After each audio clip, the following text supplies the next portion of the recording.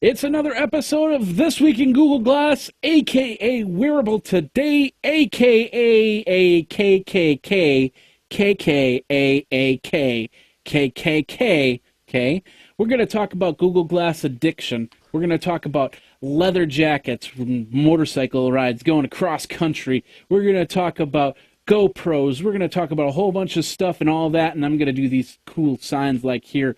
So let's get the show started with Wearable Today. Hey everybody, Jeffrey Powers here from Geekazine, Think Magazine, Put in a Geek. You've got Geekazine. You can find me Twitter handle, Geekazine, geekazine.com. And always, my cohort in crime, the man with the fedora, Mr. Luke Wallace. Is that your wearable technology? This is something wearable this week. So yeah, my name's Luke Wallace. You can find me on Twitter at Luke Luca or on Google Plus at Plus Luke Wallace.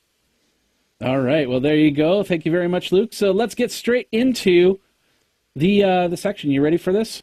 Here we go. Big news, little arms. Rah! Sorry. A little delay. We've got to work that out a little, a little bit here. So, all right. So we're going to start over. Luke, why don't you get us all started with XE22?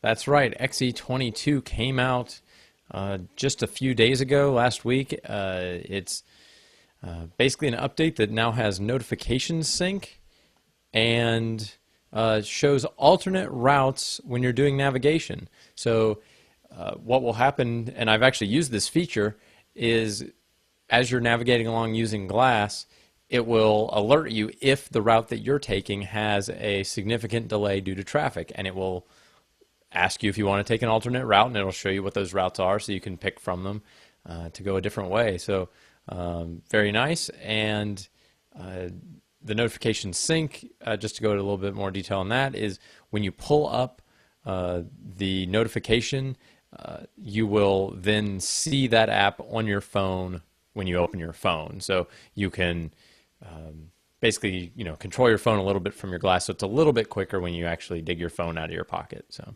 those are the changes for XE22. You have it loaded on yours yet? Yep. The last I checked, it was I got it sometime last week. Cool. So did I. So.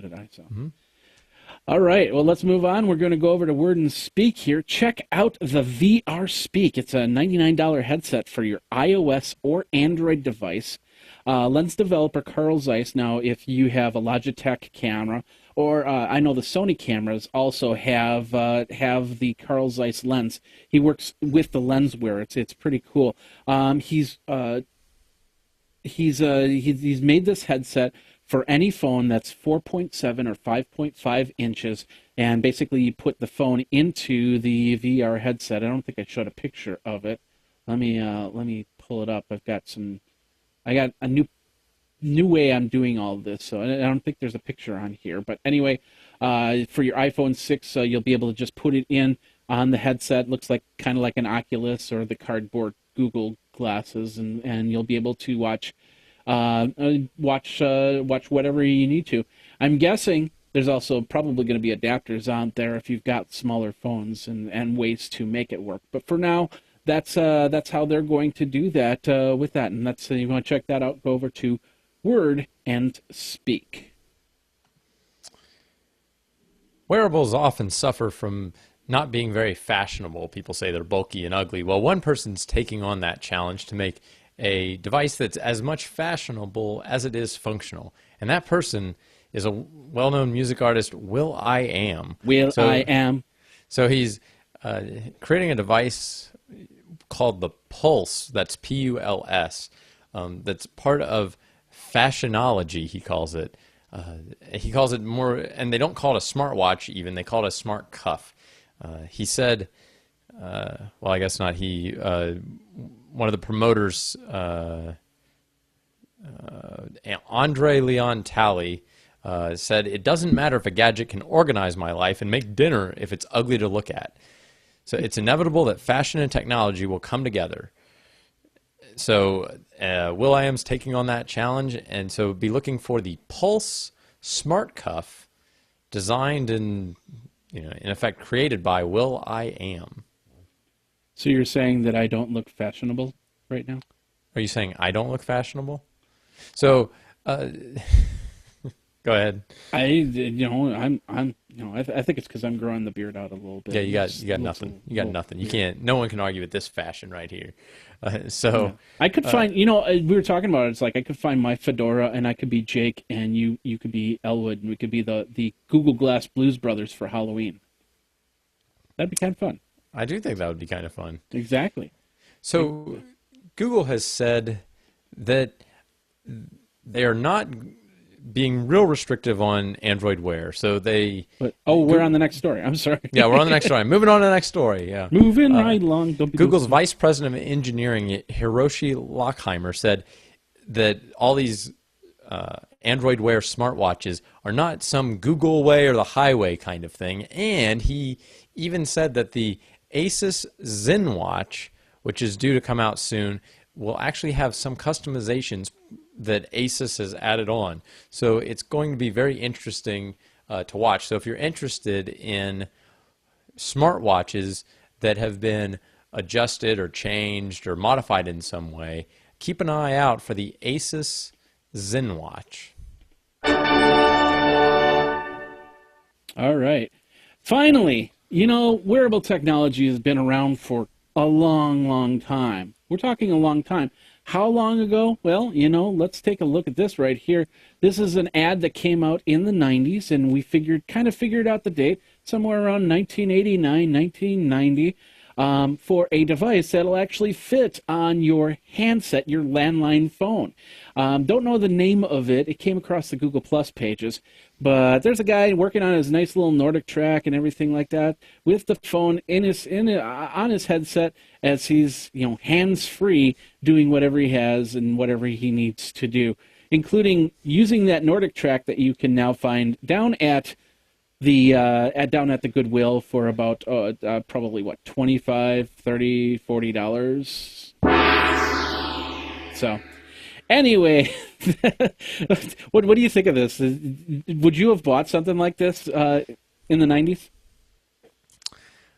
Probably not, just because I didn't talk on the phone hardly at all, and yeah, so I wouldn't have much use to be hands-free during a phone call. Yeah. So yeah, it cracks me up seeing that guy like so happily just working on his Nordic track, just smiling real big. It's like that guy is going to be so out of breath. That is not going to be a good call for anyone. So. Yeah, you think about it. It's like you're working on a Nordic track or something like that, and you're going, what can I do for you? Oh my God, I can't. Yeah. I better stop or else I'm going to give myself a seizure or something like that. Yeah, hyperventilate over there. Ooh, and that is... what was it? Big news. Little arms. Okay, we got to work on that part. Yeah. All right. Okay. Well, hey, Luke, it was really funny. I was planning to wear this, but Luke, we're going to start with you. You got the fedora on because you went to Big Android Barbecue. Yes, Correct. I did. So you want me to tell you a little bit about that? Heck yeah, dear. Hey, yeah. Unless you want to see the cell phone free hand thing. That thing makes me laugh every time. So, yeah, Big Android Barbecue was last weekend, so we just got finished with that on Saturday. So this hat was a freebie given out by one of the vendors. They were giving away T-shirts and fedoras, and so since I'd never seen a free fedora from a booth, I said, you know what, that's what I'm going to go with. But I think it's the biggest fedora ever because it sits down over my head completely. But anyway, so that was a lot of fun. It was a great conference. It started off as just a bunch of friends that liked Android, and they said, hey, you know what? Let's have just a big barbecue, and we'll just hang out and talk about Android. And we've met all these people that like Android. Let's just get together. That's cool. And it has and so this is only a few years later. So now we're on year 5 of this. So 4 years later, the conference is now so developer focused. It was actually able to get people from Google to come and speak at the conference. And so it had 5 people from Google, including Timothy Jordan, the staff developer advocate for all of Android Wear and Glass at Wow. Google, as well as one of the senior developer advocates. He's in a lot of the videos. Wayne Purkirski. His Okay. last name's a little complicated, but if you look up Android Wear Google Wayne, you'll see that he's the one in a whole lot of the videos, and so he's one of the main developer advocates for that. And he was there actually teaching people how to write apps for Android Wear, how to adapt their apps to do it. And so you can't learn better than that. There was also Chet Haas and Rito Meyer that were there, Okay. some of the guys really high up on the Android side. So it's gone from just a bunch of guys getting together to actually Google coming to the barbecue. So that's a lot of progress in just a few years.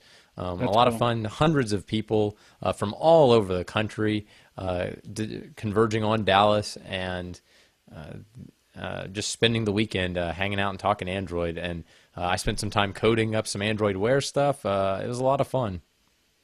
Did they announce when the next Android Wear or a big Android barbecue is? They haven't. I will say traditionally it's been around the third weekend in October. So if you are thinking about going, just keep mid to late October kind of open on your calendar. It's always been on a Friday and Saturday. Really nice. Okay. So yeah, great event. Lots of good vendors coming out. Samsung was there. A bunch of independent vendors like OnePlus was giving away phones, and Oppo was giving away phones.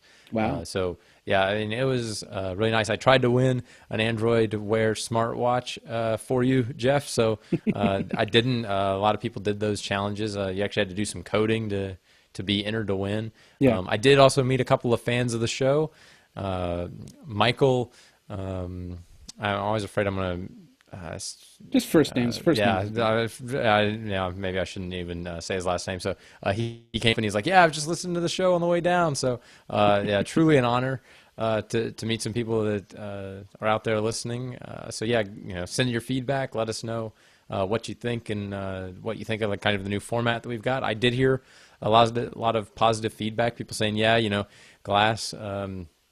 That was a big consensus that people seem to have, is that Glass not so much as on the way out like we talked about last week, but that it's really due for a change. And the Android Wear stuff is definitely getting big, and we're seeing the same thing on the Apple side. And so, Yeah. really kind of expanding to more wearables is a good way to go. So it was good to get that consensus from attendees, and not so much confirmed from Google, but kind of they weren't arguing with the fact either that Glass is definitely slowing down. Yeah. In fact, I think one of the things that I saw was on Facebook a couple times. I've seen that John Dvorak article, Hmm. "Goodbye PC 2012 to 2014," and there was one in particular where they called Robert Scoble out on that and said, "What are your thoughts, Robert Scoble?" And Scoble basically said, "Next year there's going to be a new Google Glass, new form factor. Until then, I'm keeping quiet on it." And I think it's a great idea. In fact, it seems that everything, for some reason, there's some going to be some magic month in next year around March. Late February, early March, but I'm guessing March. That's going to just completely everything's going to come out, and we're talking not only just wearable stuff, but we're also talking technology, like for instance Windows 9 and stuff like that.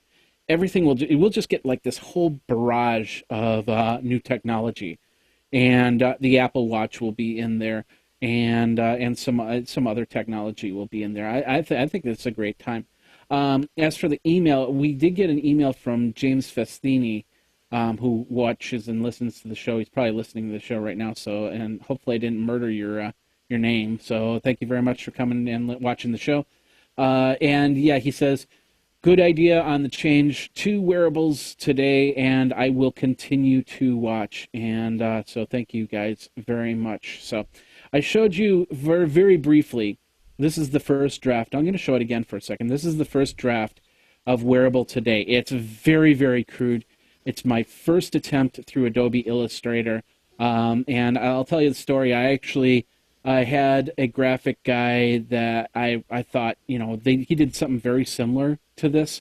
in another graphic. I said, this is exactly what I want, except I want that 1930s Rocketeer futuristic look, except we're wearing Google Glass at the point in time. I just want that look, and the propaganda type poster look. And he basically came back, he said no. And I think I know why he said no. I think it's because of the fact he had another client. It was very similar to another client's logo, although it was very different. There were some similarities, and I think he just wanted to preserve that connection with him. So I went and I did this. We're gonna get a graphic guy to come and clean this up. But this is kind of what it is. It's a lot better than this one right now. This one's kind of like, even though it's bold, it's in your face and everything like that, it's just too bland. So, but anyway, so thank you, James, for that email, and go from there. So, and as for me, you did the Android barbecue. I really didn't do anything this weekend. So sorry, except I played some more with my GoPro. I did a video on the DJI Phantom 2. It was a beautiful day on Thursday, and I just sat there and I went back and forth with it. But then the other day, I got the head strap. I'm thinking to myself, this is wearable technology, and this is actually pretty cool. If you've never used have you ever used a GoPro, Luke? Never personally. I've seen a lot of them used. I've seen a lot mounted on motorcyclists as they're riding around.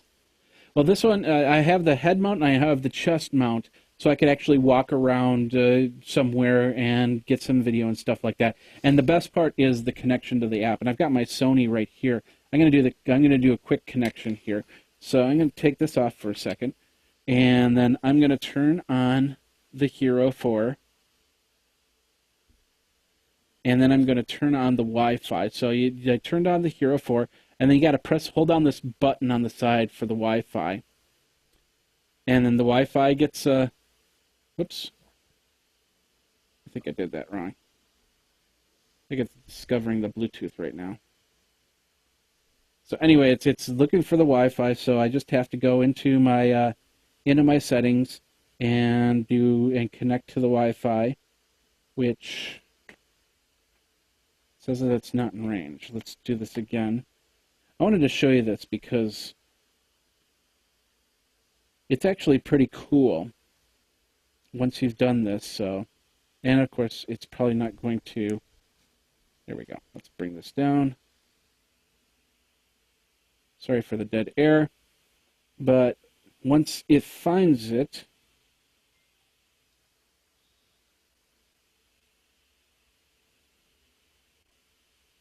there we go. It's going to find it on my tablet. So I'm going to put this back on and go from here in the cool look. And then I connected it to my Wi-Fi. So I'm going to go into the GoPro app, and it instantly found the GoPro app. I'm going to hit connect and control. And now you're going to see, you probably can't see this too well, but this is my studio. This is what I look at when I do the show. And I can move around a little bit. You can see the room that I'm in right now. I think it's pretty cool. I could control from here, so when I do hook it up to the Phantom 2 and stuff like that, I can turn around and connect and control and hit the record button. If I want to change from a 30 frame per second to 120 frame per second, I can do it all from here. And I think it's pretty cool. I had some problems at first where the card wasn't connected, but I think that was it. I ended up putting a new card in, and it stopped. The problem stopped. So it was a bad card, but I'm pretty impressed with it. So, have you tried any of the Heroes, Luke, at all? No. I don't know if I do anything exciting enough to need a GoPro. Maybe a Go Amateur, or perhaps a Go Lazy. Go Lazy. Yeah, where it takes like one picture every 5 minutes because you probably haven't moved very much in the last 5. So, well, it does do a one picture every 60 seconds. Oh, really? Yeah, not so you can do a time lapse basically. Yeah, pretty much. I'm working on a time lapse where I'm importing all the pictures into Photoshop to see how, and make an animated GIF out of it. So we'll see how that works. But yeah, it's you can do a time lapse on it. I wish they would do 5-minute time intervals.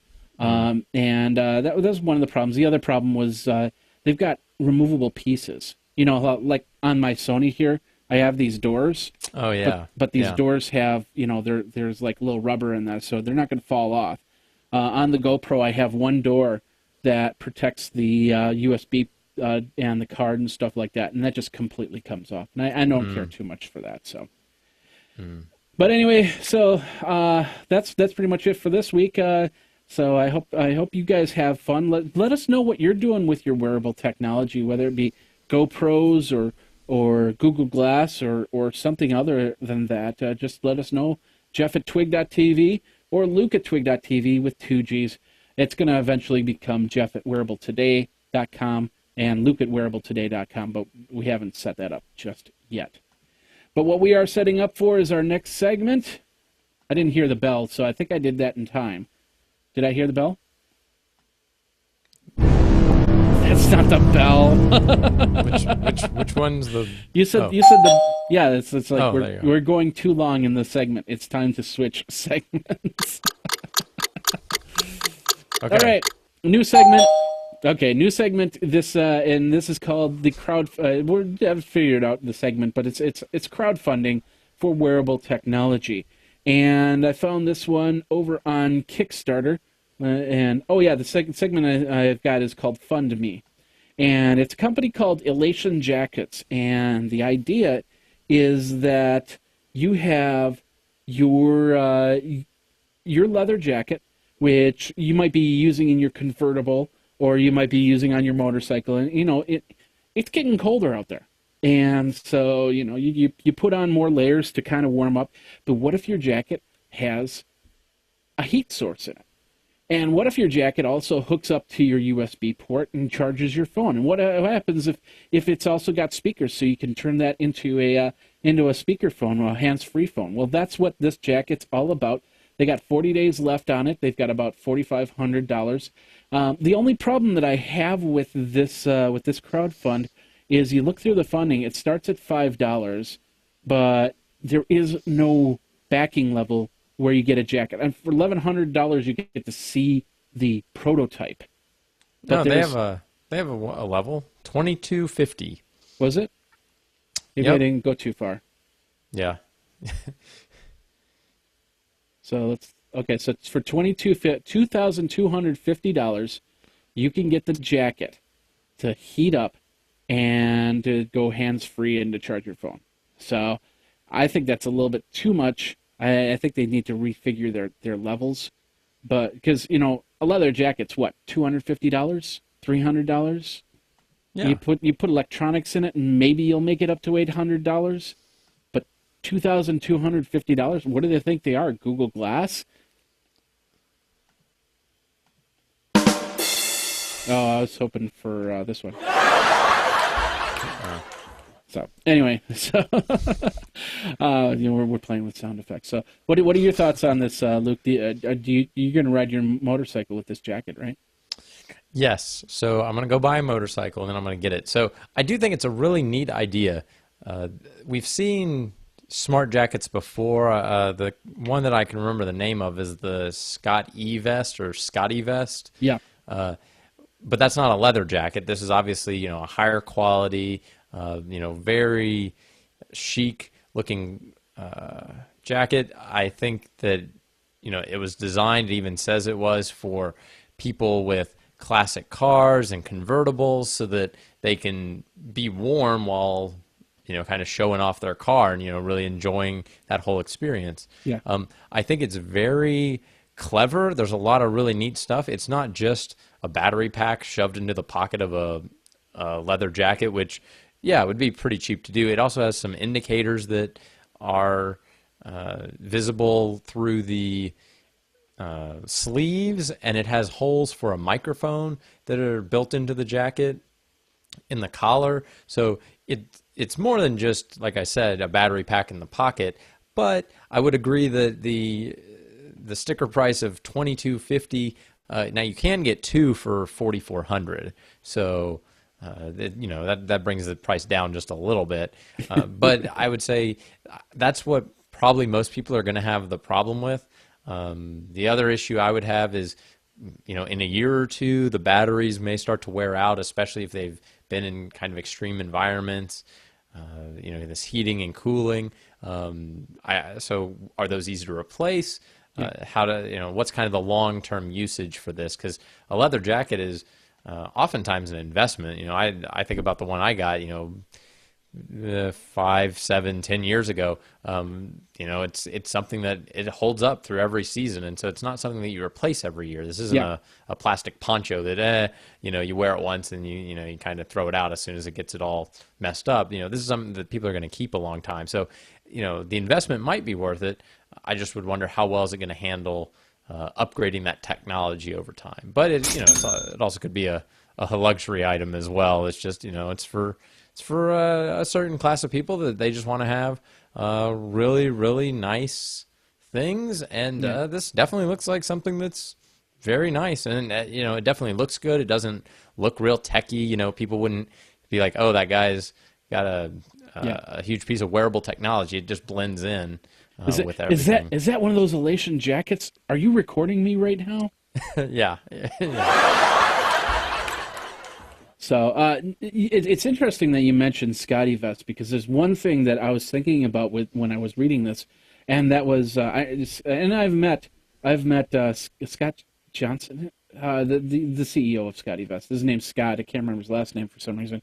But the whole point is that he also said this on Shark Tank, and he got in a big argument with Mark Cuban over, is the fact that he's got a patent for running cables through clothing, not just holes to run a cable through, but the actual patent to run cables through clothing. So I'm wondering if this elation jacket is running over a patent that Scotty Vest has, and might come into some problems there. I think it's a great idea. It really depends on how it warms and how long it warms. I mean, you got to figure a battery hitting some sort of sensor that warms up the jacket is going to drain. You might get an hour's worth of use out of it and be able to charge your phone. I don't know if that you'll have to have a pretty damn big battery in there if that happens. So yeah, that's what I would also be concerned about, is how much power can it really hold.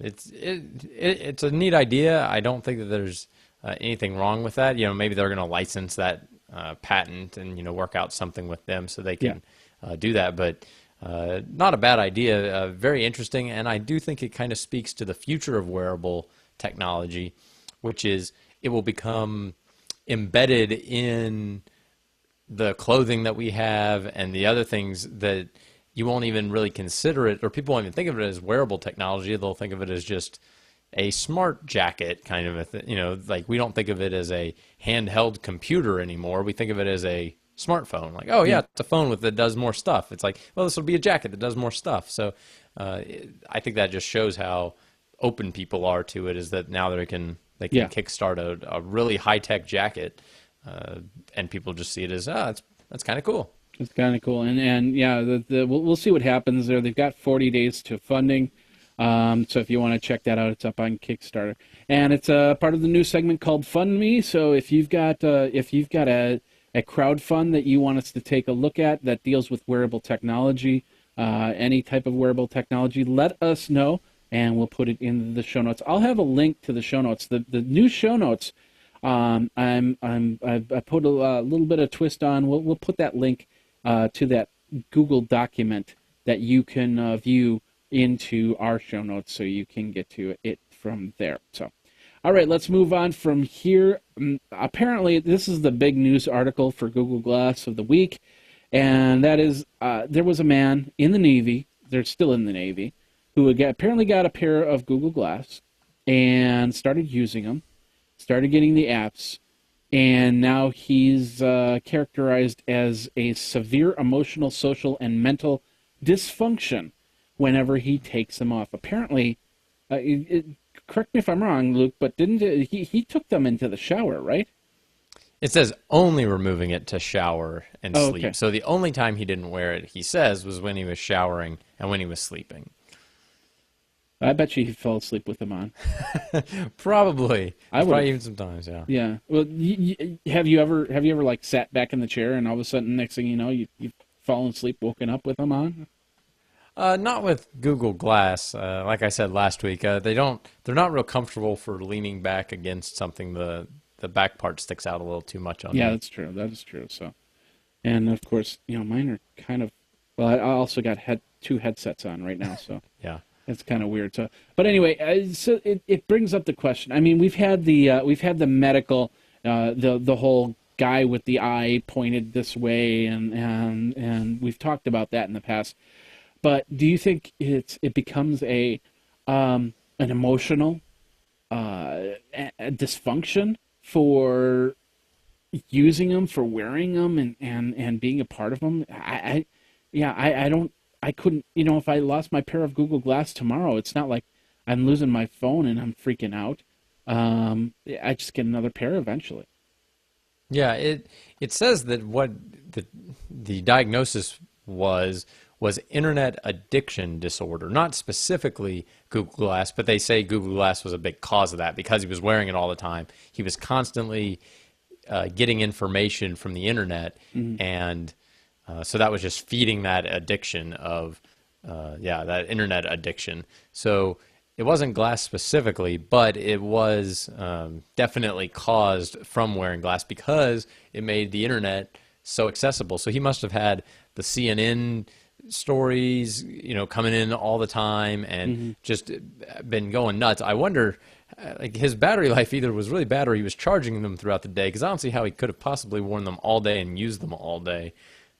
Maybe he had a battery pack like you talked about with that power glass, I think. Yeah, yeah, oh, yeah. The Gazer Glass and Power Glass are the two Mm. with the batteries. I'm also. He also says that he's in the Navy, and yeah, I know that there's some posts where they're fluff posts, but I would guess that they couldn't have their regular cell phones in their pockets to do that, and if they were to be given a Navy phone, they wouldn't have the ability to go surfing the internet. So I'm wondering how he was able to do that.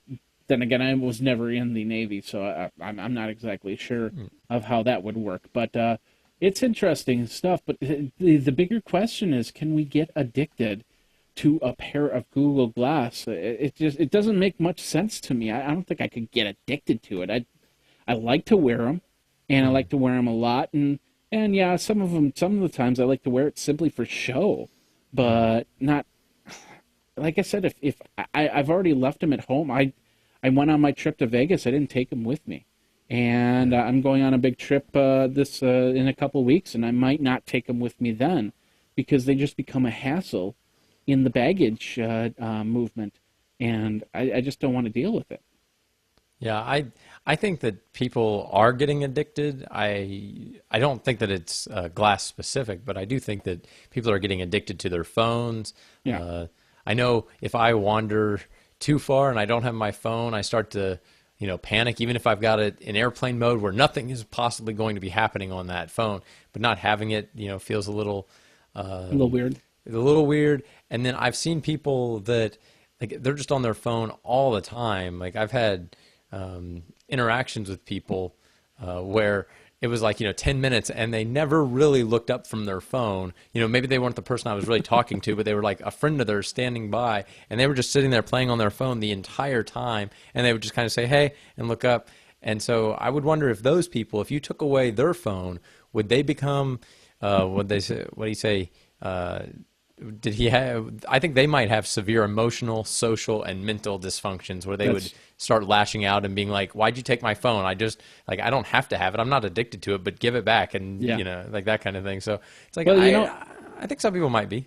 I walked around South by Southwest with Robert Scoble, and it gave me the idea. And nobody's done this yet. It'd be so cool. And maybe I should, but I'm not that type of. I don't want to put together a project. It's not in my realm, but it would be cool. The old the conductor's watch thing, the chain that's on the shirt to the Hmm. to the watch.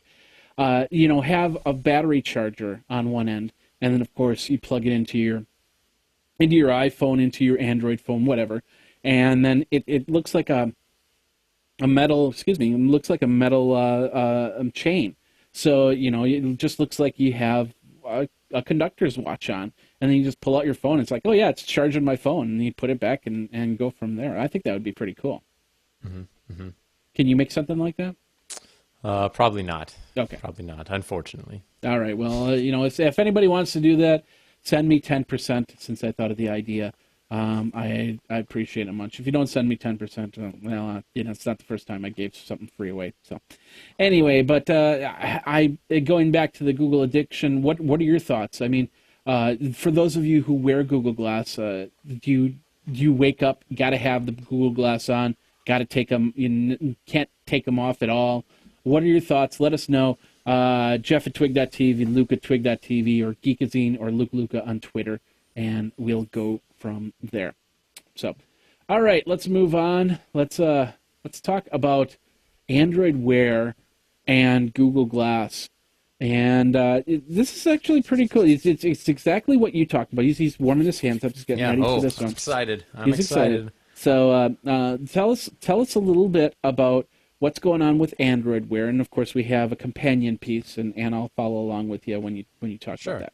So, to me, this is absolutely huge news. We've talked about this for weeks. We even talked about it last week. I do listen to the shows, last week's show before this week, so that I'm very aware of what we've been talking about. And this is something that I even predicted as hopefully coming in the next few weeks. Well, it came just a few days later.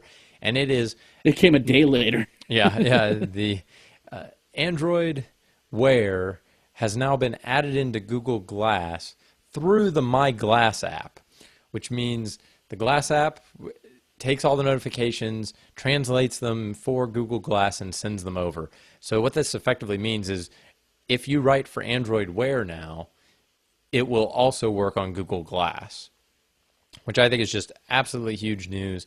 It makes Google Glass development so much easier because now you can just follow all the Android Wear standards, and as those progress, in theory, those will all work on Google Glass. There are obviously some differences where Google Glass has a camera and Android Wear devices do not. I wouldn't be surprised if we saw those rolled into the Android Wear platform soon, but this is just absolutely huge news. I've already been using this feature personally. It's really a big deal for me because my work email is not a Gmail account. So before this, all my work email notifications would not come to Glass because there was no Exchange server app for Glass. Now, all notifications can go to Glass. So that means my work email gets in there. Other apps on my phone are buzzing on my phone, and then I see them appear on Glass a second later, and it has really changed how I use Glass. So I used it more today than at work than I do most weeks, or that I was doing most weeks, just because I don't get a lot of personal emails and text messages during the day when I'm at work, but I do get plenty of work emails. So huge change, great improvement, and I'm really excited. How do you use it? Do you is it just to view, or are you actually responding to emails through your Glass? Good question. So people ask, can you type on it? And yeah, you can with voice, but actually I don't. So, or at least not for those kind of work emails. I think there'd be even more potential for a problem, but really just knowing if an email that came in was really important, because you can usually tell that by the subject line and who it's from and the first few words in the email. That's enough for me. So I can tell, is that just some mailing list that I'm on where they're just sending me an update? Is it something about our corporate, HR policy, insurance cards are being mailed out, something like that? Or is it, hey, I need you to come to my office, or hey, there's this, we really need to get someone's feedback on this, something like that. Being able to tell that within a few seconds of getting the email instead of having to pull my phone out, unlock it, check the email. It's not important. Okay, great. I just interrupted what I was doing. And so, to answer your question, no, I don't generally compose, or no, I've never composed a response to a work email through Glass, but I have seen them much quicker through Glass, and that's been extremely valuable on its own. Yeah, just like with a tweet or our regular email, anything that I would ever reply to, would be simply yeses and nos Yeah, rather yeah. than anything really extensive. Because I even use the voice to text on the phone, and it screws up all the time. So, Hmm. um, and so yeah, it's really cool, and it reminds me of when Apple, well, I think it was Apple's 3GS iPhone that got the enterprise support to it. And everybody Hmm. was just like, "Oh my God! Now we can do enterprise on our iPhones. This is awesome. We can get an iPhone now." So to be able to do that in Google Glass, it's amazing, and it definitely brings in the idea of these types of wearables in a business environment. Because I could see myself working in a warehouse.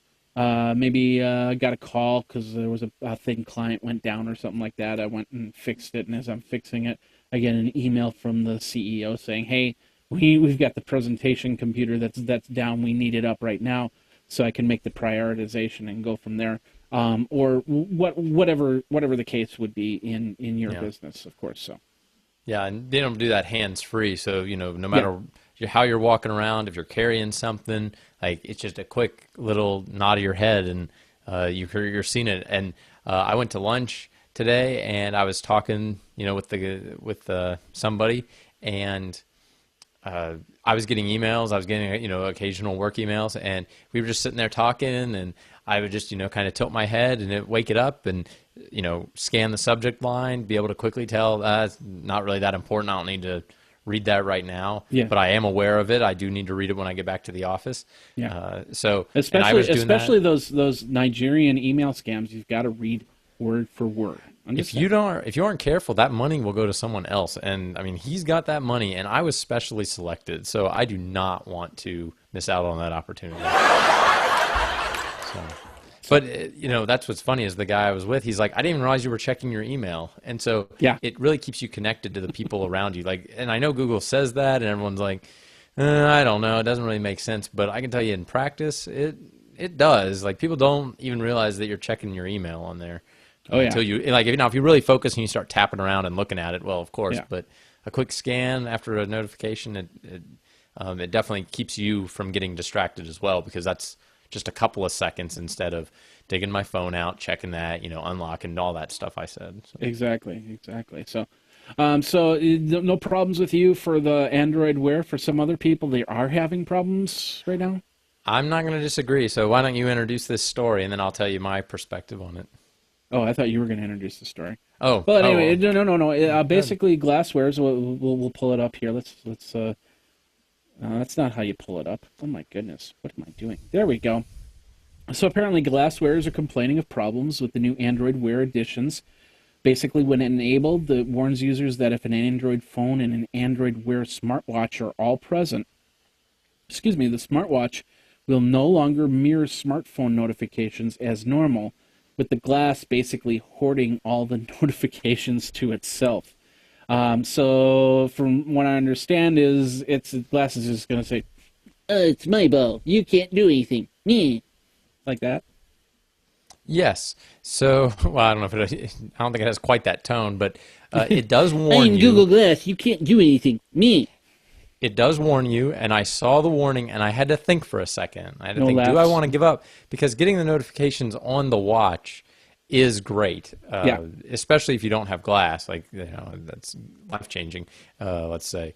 But so I did see the warning, and I don't know if that's going to be true for every smartwatch or Android Wear specifically in this case. So if I had two smartwatches, which I don't, but let's say I had two, could it notify both at the same time? It Well, it seems to imply that it could, but Google Glass doesn't work that way. do you remember? Do you remember what we talked about last year? About this time, I talked about how Bluetooth. Maybe I talked about it on my regular podcast about Bluetooth devices. Hmm. Multiple Bluetooth devices having to connect up to a phone. Now, with the iPhone, with the iOS, they have what's called Bluetooth Low Energy. And now most phones have Bluetooth Low Energy. It's Hmm. just the older phones that might not.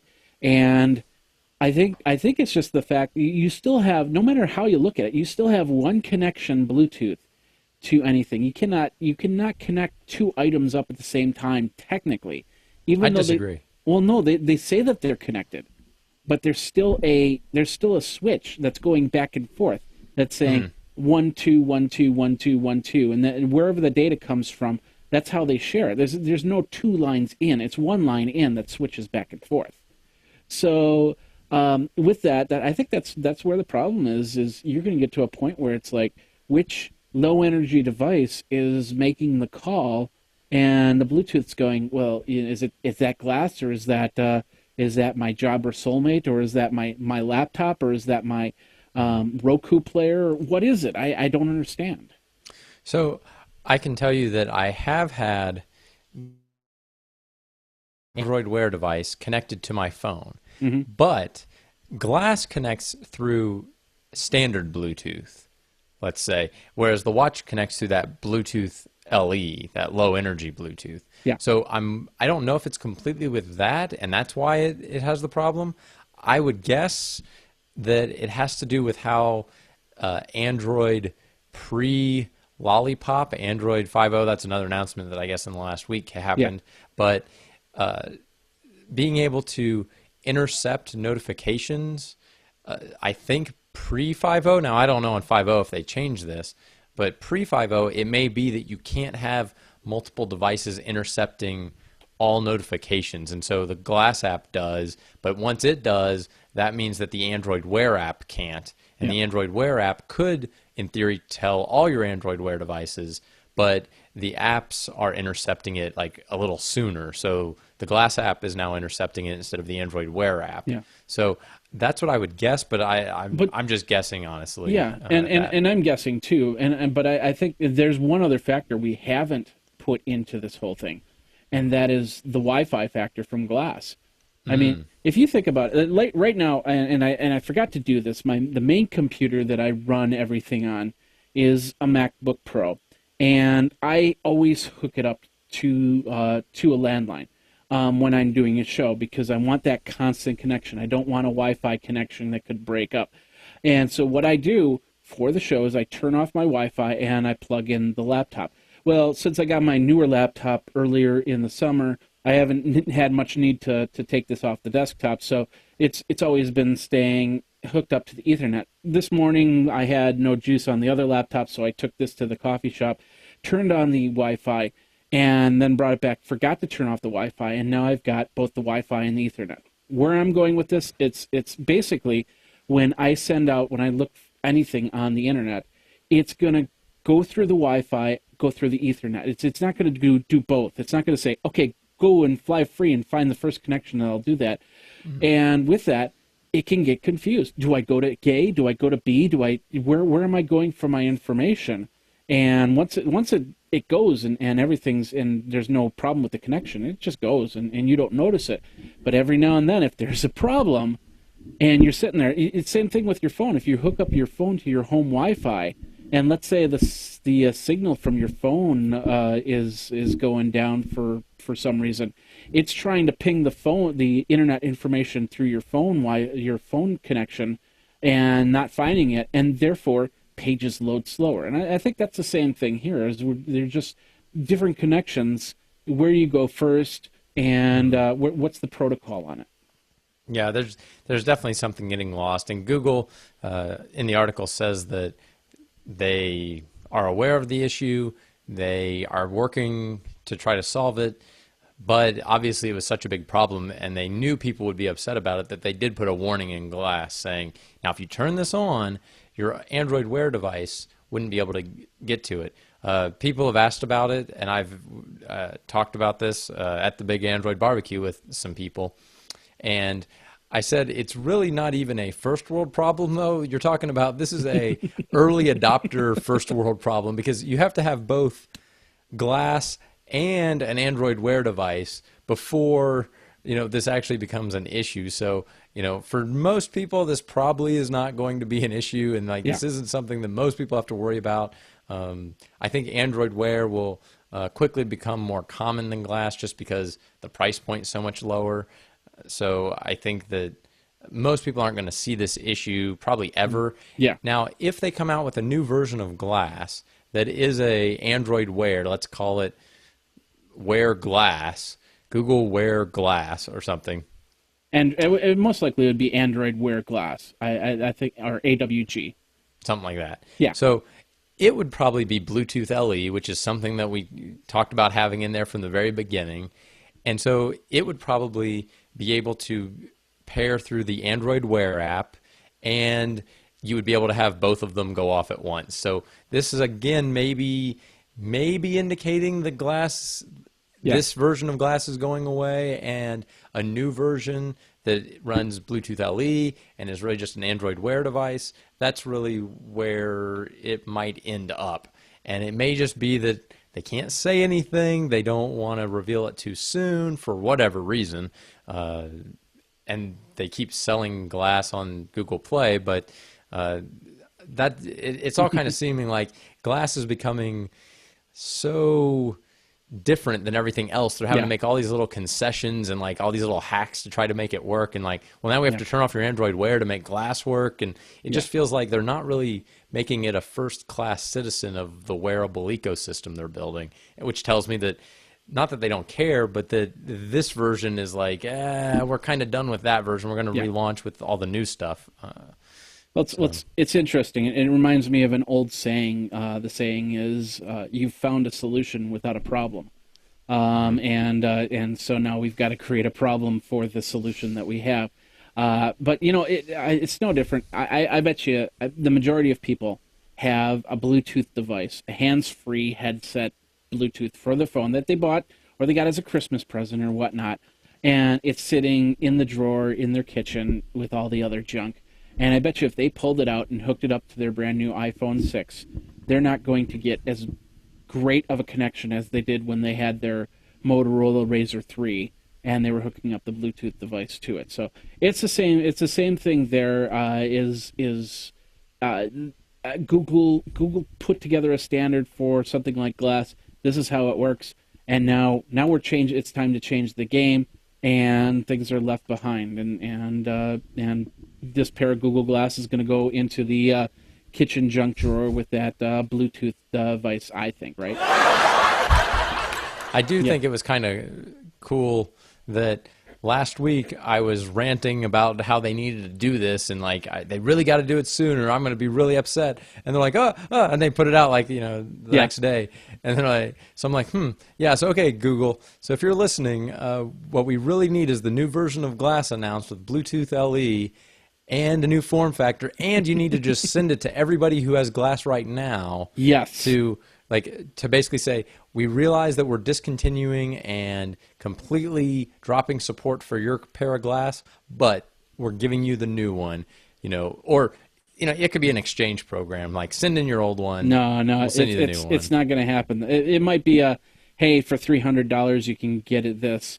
Or, hey, you broke your Google Glass. Well, since you broke your Google Glass, we'll get you this pair if you're still under warranty. But look at your warranty, actually, because I'm saying that with seriousness, because when I broke the last pair, that was in the email. They made a very big.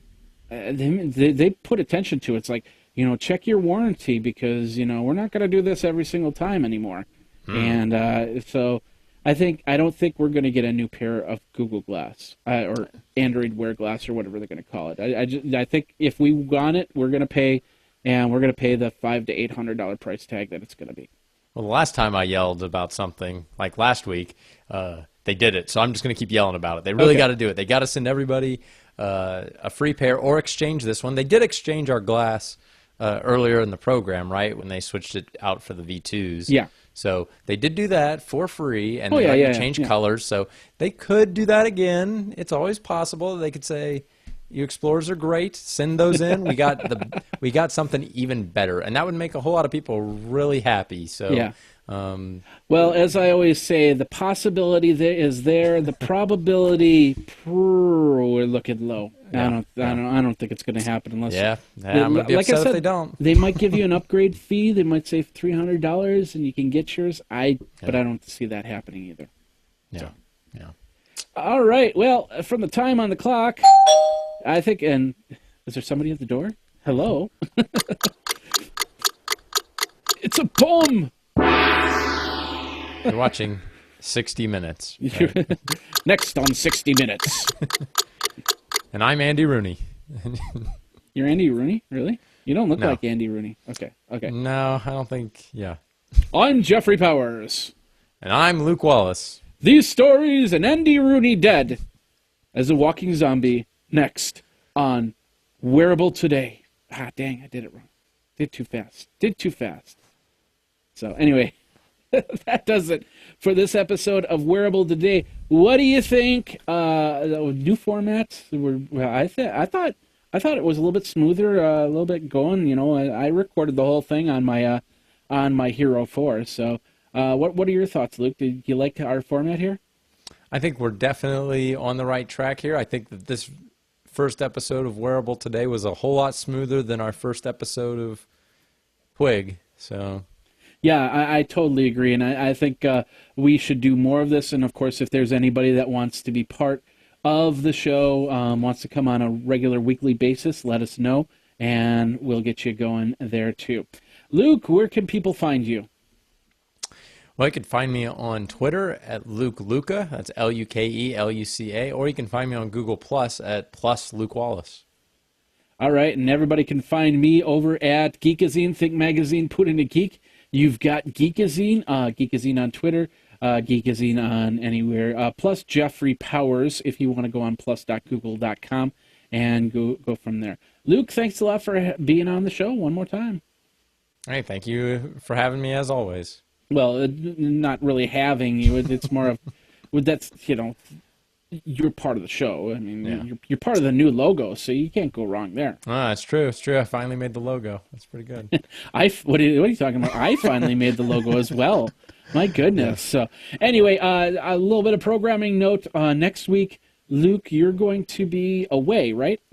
I will be in Tampa, and I haven't told you this before, but I actually contacted Carol Baskin, who longtime listeners of the show might remember is the CEO of Big Cat Rescue, which is actually based out of Tampa, Florida. And so I contacted her, and I'm going to be going by Big Cat Rescue and seeing that all firsthand. So I'll be taking my Google Glass and hopefully saying hi to her and bringing the show to her a little bit.